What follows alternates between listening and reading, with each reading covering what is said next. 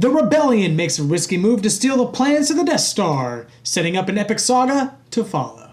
Hey guys, how's it going? This is Michael. This is Kyle. And this is our reaction review to the second official trailer of Rogue One, a Star Wars story. You're getting much better at talking, by the way. I know. Well, that was, to be fair, that was like my third or fourth take. It was your third or fourth take. We need to have just a blooper lineup that we put up one day of all of your mess ups. There would be a lot. That would be a lot longer than any video that we've currently filmed. Yeah, right. In any case, this is the newest Star Wars story. Kyle, are you excited for this one? Not as much as I am for like episode 8 and episode 9, but I'm into it. Whatever. Like, it's cool. I'm so on it. All right, and on that mediocre note, we'll go ahead and play the trailer. Let's just get through the trailer real quick so I can see. Maybe this will make me more excited. We'll see. Maybe. Let's see it. 3, 2, 1, play.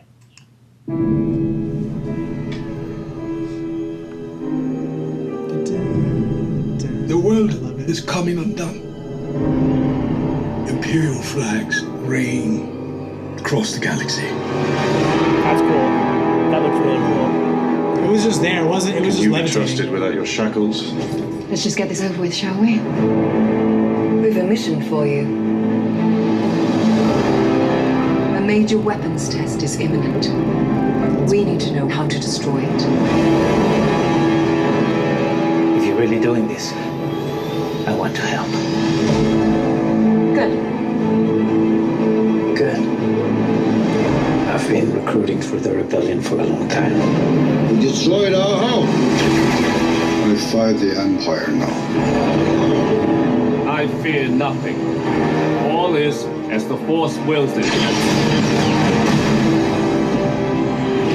The captain says you are a friend. I will not kill you. Thanks. There isn't much time. Every day they grow stronger.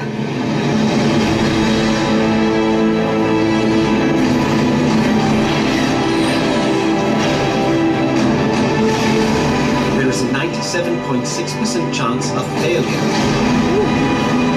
He means well.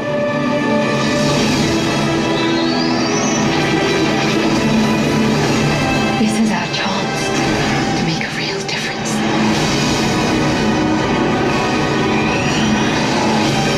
Are you with me?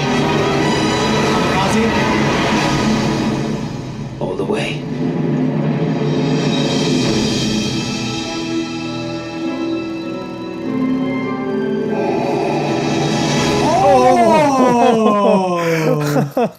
No, wasn't expecting that.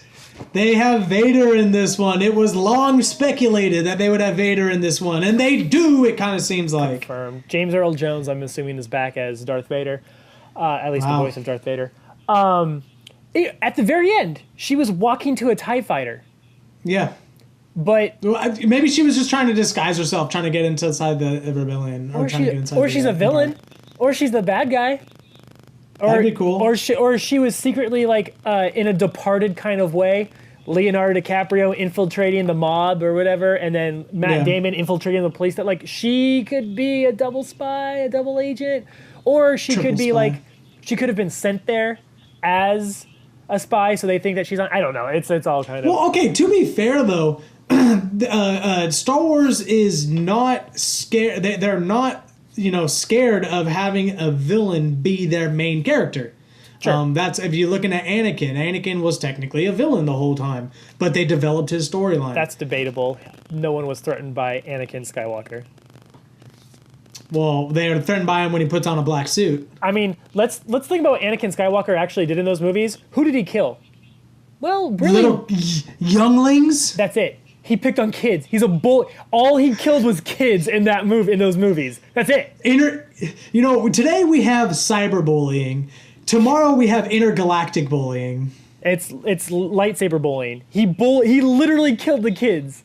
I don't think you can equate massacring a squad of children as lightsaber bullying. I don't think that's similar. All I'm saying is, hey, George Lucas, you gave us one of the coolest villains of all time in Darth Vader. Oh, thanks for giving us the backstory that he's a child-killing, the whiny brat. You needed to hate him. That was actually good. That was good storytelling. Those were the worst movies ever devised by man. Lucas needed to give this to J.J. Abrams a long time ago. I don't know what you guys are talking about. Okay, I anyway, enjoyed that last one, to be honest. We're here for Rogue One. We're here for Rogue One. Okay, so my question is, okay, I enjoyed this new storyline. That's really cool. Like, this thing's going off. It looks like this is going to obviously take place before, to get the plans of the Death Star, and then it kind of goes into the first Star Wars movie. Yeah, okay, I get that. Star Wars 3.5. But where, my angst about this is that The Force Awakens left a hole. The Force Awakens didn't close itself. And now, because you had Luke introduced right at the end of the movie. I want to see more of that. Like, why are we it's cool that we have a different storyline going on, but I want to see the continued storyline. It takes time to make the goal of Disney is to have a Star Wars movie every Christmas. Is to have every December you're gonna get a Star Wars movie, and you can't have the sequel. Right afterwards. It takes time to make the sequels and to make them good. So they give them 2-year breaks in between the main storylines. So this year we're getting Rogue One. Next year we're getting Episode 8. The year after that we're getting the Han Solo independent film, or the Solo movie where he came from, and his backstory. And then we're gonna get Episode 9. So I mean, I appreciate that Star Wars is gonna be relevant again in pop culture and everything. Because of Disney now, and they're doing a really good job, and the first one was a great job. Oh, they revamped it, they revitalized it for sure. So going back to the trailer, one thing I loved about the trailer is how there was a grounded element where you saw them fight like these, the way it's shot fighting, it's like the way World War II movies are shot, right? It's like like Pearl Harbor and all these type of movies are shot. You see these giant, saw the rocket launcher go up into the AT-AT or AT-AT. I know some Star Wars fans, they're not AT-ATs, they're called AT-ATs. The way the rocket went into the AT-AT and it got hit. It was like you're fighting a tank, and it felt very real and very grounded compared to the way it's shot. Is just it reminds me of a wartime movie. And that's exactly the point that I was thinking about throughout the movie. Well, one, we did see a super tall C-3PO. It wasn't C-3PO, obviously. I actually like him. It was. It's not the same sort of cheesy humor that you got from the other droids. They're doing droids a lot better in these new movies, I must say. We have BB-8, and this one seems, I like the sort of the analytical. We only have a 96% chance of survival on this one, and then it was like, oh, you robot, stop it. I think he'll be a good side character. I think they're making him more personable, definitely. Yeah. But one of the things I really like about these new movies that they're doing with the Star Wars is that they're keeping the cinematography the same as the first couple movies. If you look at the let's say something as simple as a floating starship. They're not like oscillating how they would in real life. They have no interest in making it realistic, really, because that's what Star Trek is. It's realistic. But anyway, let's get that. That's to go on with that. But the starships, they're stationed. It's done exactly. The cinematography is done exactly the way it was done when the first movies came out, and I just think that's really cool because we don't need all these super fancy. I don't need tens of millions of dollars to go into the budgeting extra details for the starships. It's a starship. It's floating. It's cool. I don't need it oscillating. I don't need it going up and down. I don't need to see the fuel come out. Well, it was big enough that it probably was moving. It's just, but I think when you see it not moving, that's just to show you the scale of the ship and how big it was. So I think, and it definitely seemed grandiose. Yeah, no, absolutely. And we saw the Death Star being constructed. It's interesting from a story perspective, though. How are they going to tell the story of? We know how this turns out. We know the Death Star gets blown up by Luke Skywalker. We know that they actually complete the plans for the Death Star and they make the Death Star, and we know that it blows up Tatooine. So this is all going on. Obviously, I kind of just thought about this. This is all going on while the second set of 3 movies came out. No, right? Because post that because the Anakin ones, Darth Vader's already Darth Vader, so it's post the first the okay, so the it's prequels. post those. It's post the prequels. Then right before the originals. In between the originals and the prequels, there's a period of 20 years, and this takes place at year 18 or year 19 when Luke's already been grown up but is still on that one planet.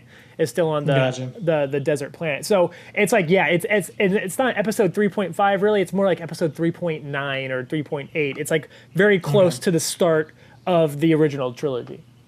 Fair enough. I mean, the trailer looked really cool. I mean, they had a lot of really cool scenes in there. They're introducing a lot of characters, I feel like, in this one. So the other thing I want to touch on, and I know we're going a little bit long here, but the other thing I want to touch on is how is this gonna, like, are they setting up this more of this backworld story to have more of an effect on episodes 8 and 9 when those come out? Because some of the questions are, we don't know Rey's lineage. We don't know who Rey is. We don't know who her parents are. We don't know what. So are they going back and sort of retconning some of the story in, like, before the previous trailers? And that way you can point like, oh, Rey's mother was this girl in this movie, and that's how she was left on the planet.